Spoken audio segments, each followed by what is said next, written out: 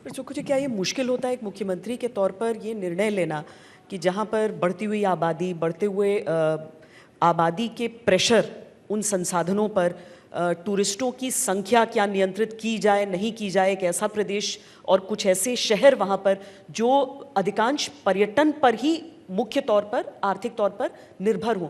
ये मुश्किल आपके फैसले हैं जो आपको अब लेने होंगे? देखिए, टूरिज़्म से हमें जीएसटी मिलता है जी। और ओवर टूरिज़्म की मैं कई बार सुनता हूँ कि ओवर टूरिज़्म की ऐसी बात नहीं है। ओवर टूरिज़्म के लिए सुविधाएं ना हो, पानी ना हो, बिजली ना हो, मोबाइल कनेक्टिविटी ना हो, ये सब चीज़ें। हमारा बजट टूरिज़्म का पहले 5 करोड़ था, 50 करोड़ है। हमारी सरकार बनने के बाद हमने उसको 3,000 करोड़ किया। अब टूरिस्ट को क्या चाहिए? टूरिज़्म क्या चाहता है? हमारा पास स्विट्ज़रलैंड से ज़्यादा स्नो बाउंड एरिया है। मतलब स्विट्ज़रलैंड के पास इतना नहीं है, पर उनके पास इंफ्रास्ट्रक्चर अच्छा है, तो इसलिए लोग वहाँ जाते हैं। उनसे अच्छा टेम्परेचर है। हम तो नॉर्दर्न इंडिया का हिमाचल प्रदेश लंग्स है। हमने पेड़ों पर बैन लगा रखा कटने पर। 68% हिमाचल की लैंड वन भूमि है। जितनी ऑक्सीजन आपको मिलती है ना, ये हिमाचल से मिलती है नॉर्दर्न इंडिया को। तो टूरिज़्म को कैसे खर्च करना है? हमने हेलीपोर्ट से सारे डिस्ट्रिक्ट हेडक्वार्टर्स को अगले 2 साल में जोड़ना है। हमारे पास कोई इंटरनेशनल एयरपोर्ट नहीं है, तो हमने कांगड़ा वैली को में इंटरनेशनल एयरपोर्ट बनाना शुरू किया है। लैंड एक्विजिशन का काम चल रहा है और उसको हमने tourism capital of the state बनाया है और हिमाचल को हम टूरिज़्म कैपिटल ऑफ इंडिया बनाना चाहते हैं। इस दृष्टि से हमारी सरकार कार्य कर रही है। अब टूरिज़्म कैपिटल बनानी है तो सबसे पहले टूरिज़्म में पानी की ज़रूरत होनी चाहिए, वातावरण वैसा होना चाहिए। अब दिल्ली की एसी की दीवारों से निकलकर अगर वहाँ भी एसी में रहना है तो उस चीज़ का क्या फ़ायदा? अगर वो जाए तो ये देख के आए कि फ्रेश होके आए। तो हमारी सरकार इससे भी दृष्टि से भी काम करे, क्योंकि कांगड़ा वैली में हमारे पास 100 किलोमीटर्स की वाटर बॉडीज़ है। टेम्परेचर 24 डिग्रीज़ है। 12 महीने की बर्फ़ उसके ग्लेशियर्स में हमारे पास है।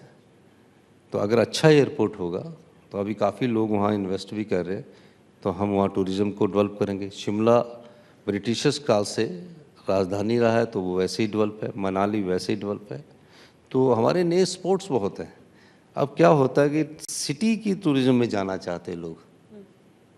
अब मनाली चले गए तो मनाली के शहर के इर्द गिर्द रहना चाहते हैं, लेकिन अब गांव में बहुत ज़्यादा होम स्टे बन गए हैं। तो आप डिसेंट्रलाइजेशन ऑफ हाँ, टूरिज्म के जरिए, सारी जगह के डिसेंट्रलाइजेशन हम कर रहे हैं। क्योंकि आखिरकार आबादी जाती है, भले आप उसको सुविधा देते हैं लेकिन वो दबाव डाल रही है वहाँ पर। जैसे अब हम मान लीजिए गंगोत्री ग्लेशियर तक ट्रैक अगर जाना चाहते हैं तो दिन में निर्धारित है कि 150 से ज़्यादा लोग नहीं जा सकते हैं वहाँ तक, क्योंकि आपके शरीर की भी जो गर्मी है वो भी उस वातावरण को वहाँ नुकसान पहुँचाती है। तो आपके हिसाब से अगर सेंट्रलाइज हो जाए टूरिज्म। डिसेंट्रलाइज तो हम कर ही रहे हैं जी। और टूरिस्टों को भी वहाँ एक्सेप्टेबिलिटी में लाना पड़ेगा, एनफोर्स नहीं करना पड़ेगा कि नहीं ये स्पॉट आपके लिए अच्छा है, आप यहाँ जाके आइए। जब एक बार टूरिस्ट जाके वहाँ पाएगा कि ये उससे अच्छा है तो वो टूरिज़्म की कोई बात नहीं होगी, तो वो दूसरी तरफ तो आप फिलहाल वहाँ की परिस्थितियों के बावजूद आप लोगों को ये भरोसा दे सकते हैं कि आप बहुत जल्दी, जैसे ही मौसम ठीक होता है, आप राज्य को वापस अपने पैरों पर खड़ा और पटरी पर ला सकते हैं? नहीं, निश्चित तौर पर आज हमारा टारगेट है कि हमने अपना मनाली वाला रोड खोलना है, हम लाएंगे। और एक भी टूरिस्ट इस आपदा में अपनी जान नहीं गंवाई। किसी ने गंवाई होगी तो लापरवाही से गंवाई होगी। एक भी टूरिस्ट, चंद्रताल में मैं आपको एक इंसिडेंट बताना चाहता। एयरफोर्स ने इनएबिलिटी शो की फर्स्ट सॉर्टी के बाद कि हम वहाँ से इनको निकाल नहीं सकते, पुणे के, कर्नाटका के, महाराष्ट्र के चंद्रताल में। अब मैंने एयरफोर्स के पायलट से बात की, सॉर्टी में जो आए उनसे बात की, कहते कि हमारी लाइफ को कोई बात नहीं है, लेकिन वहाँ हेलीपैड नहीं है और एक्सीडेंट होगा। -4 डिग्री टेम्परेचर में 4 से 6 फुट बर्फ़ में हमारी सरकार ने 2 मंत्री भेजे जेसीबी में बैठाकर, जेसीबी में बिठा के भेजे। 14 किलोमीटर के रोड को खोलना था। होता क्या था कि उस 14 किलोमीटर में रोड ही नहीं रहा। या तो एयरलिफ्ट हो सकते हैं, एयरलिफ्ट ने, एयरफोर्स से तो बड़ी कोई सेना नहीं है। उन्होंने बोला कि हमारी लाइफ की कोई बात नहीं, जो टूरिस्ट लाएंगे वही नहीं बच पाएंगे, और जो हमारे भेड़ बकरी पालक वो बैठे हुए थे। अब फैसला किया हमने कि मंत्री जाएंगे। मैं सेटेलाइट फ़ोन था वहाँ, सेटेलाइट फ़ोन से मेरे साथ उन्होंने रात के 3 बजे कांटेक्ट की कि हम पहुँच गए हैं, और उनको निकाला। 290 पर्यटक थे जिसमें सब थे। अगर एक दिन भी लेट हो जाता तो मिसहैपनिंग हो सकती थी। खुशी के मारे उनको निकाला। तो मैं ये बात इसलिए कहना चाह रहा हूँ कि हमारे लोगों में वहाँ झील थी, वहाँ के लोकल लोगों को इकट्ठा किया फाइनेंस 4 डिग्री में। मैं खुद उन मंत्रियों को छोड़ने गया और सैटेलाइट से हम लगे रहे। कोई आपको उनके वीडियो क्लिप भी देंगे। तो टूरिस्ट को बचाना हमारी एक भावना भी है, हमारे मेहमान हैं, और ये हमारी संस्कृति भी है। जो पूर्व मुख्यमंत्री हैं हिमाचल प्रदेश के जयराम ठाकुर जी, उन्होंने कहा कि सरकार को एक विधानसभा का विशेष सत्र बुलाना चाहिए। जिन लोगों को इससे पहले अनुभव रहा है उनसे भी आप लोगों को विचार करना चाहिए। बारिश का क्या अनुभव होगा? अब पूर्व मुख्यमंत्री जी को ये पूछना चाहिए।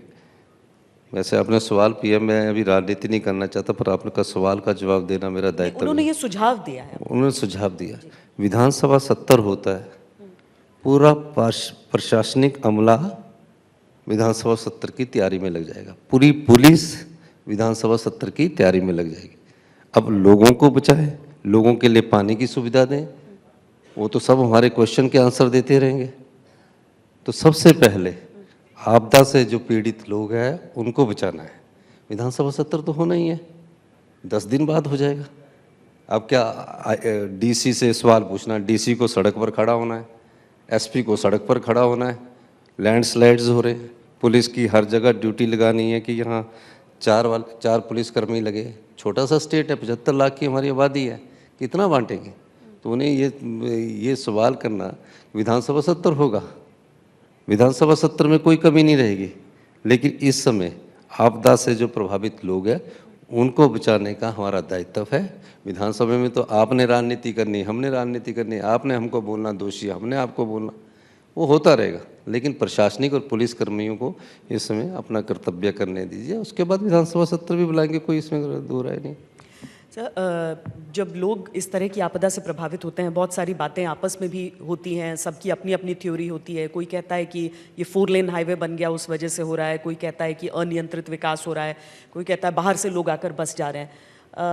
क्या इन चीज़ों को, इस आपदा के एक बार आपका रेस्क्यू रिलीफ सब पूरा हो जाता है, फिर उन शहरों के विकास को एक नए नज़रिए से एक कहें कि पर्यावरण के अनुकूल विकास की दृष्टि से आप लोग आकलन करेंगे? देखिए, 4 लेन ने भी बनना है, सड़कों ने भी बनना है। 4 लेन कैसे बने? जब कालका से शिमला है रेलवे लाइन बरसरी थी, तो ब्रिटिश ने, अंग्रेजों ने क्या कहा है, 103 टनल बनाई। उसमें कितनी बनाई? 103 टनल। क्यों बनाई? इसलिए कि पहाड़ कटेंगे, स्लैश आएगा, रेलवे लाइन रुक जाएगी। तो 4 लेन बनाने के लिए हमें टनलिंग पर जाना पड़ेगा। अगर हम टनलिंग में पहाड़ में जाते हैं, ये सोचते हैं कि टनलिंग की कॉस्ट ज़्यादा आएगी और हम पहाड़ काट के जाएं, तो उससे पहाड़ को भी नुकसान है, सेटल होने में टाइम लगेगा। 4 लेन हमारे कोई ज़्यादा 4 लेन नहीं बन रहे, हमारे तो 2 ही 4 लेन है। एक 4 लेन है सोलन से परवाणु, वो पता नहीं किस स्ट्रक्चर इंजीनियर ने पास किया, कितने किलोमीटर पर आवर के हिसाब से। मैं तो NHAI के इंजन, वैसे बोलना नहीं चाहिए, आप भी चलिए, 30 कोई स्पीड में गाड़ी जा ही नहीं सकती, 4 लेन बना दिया उसी को काट के। कोई जगह स्ट्रक्चर इंजीनियरिंग, परमाणु सोलन, स्ट्रक्चर इंजीनियरिंग का भी डिफेक्ट हो जाता है। जब हमारी DPR बनती हो उस समय सेंसिबल तरीके से हमें टनलिंग पर जाना चाहिए। अंग्रेज ऐसे तो नहीं थे। और दूसरा जो आपने बोला कि अनियंत्रित भवनों का, इसमें एक बात जरूर है कि हमें स्ट्रक्चर इंजीनियरिंग पर जरूर जाना चाहिए। पहले ये देखना चाहिए कि जहाँ हम कोई बिल्डिंग बना रहे हैं उसका स्ट्रेटा हार्ड है कि नहीं है, फिर उसकी जो प्लिंथ लेवल है उसमें उतनी लोड बीरिंग कैपेसिटी है कि नहीं है। यानी कि जो पिलर गाड़ा अगर उसकी स्ट्रेंथ ही 2 मंजिल की है और आप उसमें 4 मंजिल का लेंटर डाल दोगे तो गिरेगा। तो उसकी स्ट्रक्चर इंजीनियरिंग पर ध्यान देने की ज़रूरत है। ब्रिटिशर्स ने, अंग्रेज़ों ने जिस सचिवालय में मैं बैठता हूँ, फाउंडेशन पर 8 स्टोरी बिल्डिंग बनाई, एडवांस्ड स्टडी 8 स्टोरी है, और रेलवे बोर्ड बिल्डिंग 9 स्टोरी है। हमारे इंजीनियर ने हाई कोर्ट की बिल्डिंग 12 स्टोरी बनाई। क्यों? क्योंकि उसकी स्ट्रक्चर इंजीनियरिंग अच्छी थी। अब क्या होता है, जैसे जैसे आर्थिक समृद्धि आती है, जब आम आदमी के पास पैसा आता तो सोचता है एक घर बनाऊं अच्छा सा, और घर बना के वो क्या करता है कि स्ट्रक्चर इंजीनियरिंग नक्शा पास करवाया और उसके बाद उसने कहा कि इसको बनाइए। जब वो बनता है तो उस समय ये नहीं देखा जाता कि इस पिलर और इस लेंटर में कितनी स्ट्रेंथ है, हम उसको लागू करेंगे जिसके कारण उनके जीवन को खतरा ना हो। बड़े बड़े होटल बने हैं, 8-8, 10-10 स्टोरी बनाई, उनकी इंजीनियरिंग वर्क्स अच्छा है। तो इसलिए हमारे इंजीनियरिंग वर्क में डिफेक्ट्स है, कुछ हमारे में भी डिफेक्ट है कि हम सोचते कि मेरा घर साफ रहे दूसरे के घर में जाए। तो वो चीज़ों को भी हमें सोचना पड़ेगा कि पहाड़ में ड्रेनेज होना जरूरी है। ये समझाने की बात है, क्योंकि पहाड़ के पानी ने निकलना है। अगर उसको उसके नाले चौक नहीं होंगे, नाला हम में नहीं घुसा, हम नालों में घुस गए। नदी हम में नहीं घुसी, हम नदी में घुस गए। नदी ने अपनी कोर्स बदलना ही है। अब मैं आपको कांगड़ा वैली की एक और बात बताना। लेकिन कांगड़ा वैली की आप बात बताएं उससे पहले, चूंकि आप कंस्ट्रक्शन की बात कर रहे हैं, आपका एक बयान बहुत विवादों में आया अभी, जब आपने बिहारी आर्किटेक्ट्स करके, मतलब मुझे समझ ही नहीं आया कि कहाँ से आया ये बयान। मैंने तो दिया ही नहीं। कोई वीडियो आपके पास? ये आपने ऐसा कोई बयान नहीं दिया मैं है। तो दिया ही नहीं। ये तो एक अखबार ने एक चर्चा हुई कि मैंने इनको पैसे दिए कि यार मेरा मकान बना देना। हाँ। इस मकान को मैंने किसी कॉन्ट्रैक्टर को दे दिया, उसने देखा नहीं, स्ट्रक्चर इंजीनियरिंग देखे, उसने फटाफट मकान बांट के अपने पैसे लिए और चला गया। वो ना बिहारी और हिमाचली कोई भी ठेकेदार हो सकता है। आपने किसी क्षेत्र विशेष ये को नहीं, नहीं बोला। मैंने तो ये मेरे तो आपके पता नहीं कितने न्यूज़ चैनल आगे बिहारी बिहार, मैंने तो कभी ऐसे बात की नहीं है। और जो कांगड़ा में अभी हमारे को बाढ़ का सामना करना पड़ा, वो बीबीएमबी के कारण करना पड़ा है, जिसके कारण पंजाब को भी नुकसान हो रहा है। जो अभी पंजाब में हो रहा है ना, ये इसलिए हो रहा है कि बांध से जो पानी छोड़ा गया है वो 50,000 क्यूसिक छोड़ना था, छोड़ दिया 1.5 लाख। नदी ने रास्ता बदला, 1.5 लाख से नदी ने रास्ता बदला। हमारे 2 विधानसभा क्षेत्र है, इंदौरा जो पंजाब के साथ, फतेहपुर, और पंजाब में बह गए। पंजाब में आज उसी के कारण नुकसान हो रहा है। जब डैम से पानी छोड़ते हैं उसकी स्पीड इतनी ज़्यादा होती है तो नुकसान होता है।